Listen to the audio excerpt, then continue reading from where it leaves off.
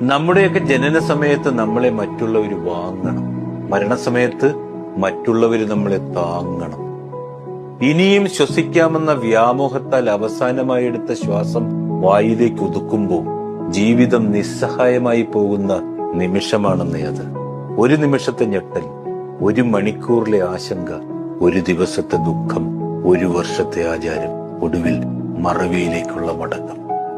അത്രയുള്ളന്നേ.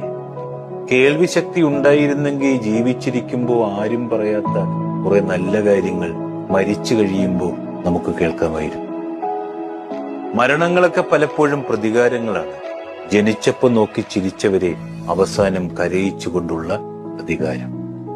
എത്ര പിടിച്ചു വെക്കാൻ ശ്രമിച്ചാലും നമുക്ക് നഷ്ടപ്പെടുന്ന ചിലതുണ്ട്. അതിലൊന്നാണ് നമ്മുടെയൊക്കെ ജീവിതം. എരിഞ്ഞൊടുങ്ങിയ ഇന്നലകൾ ഇനി വരില്ലെന്നേ. നാളെ നാം കാണുമോ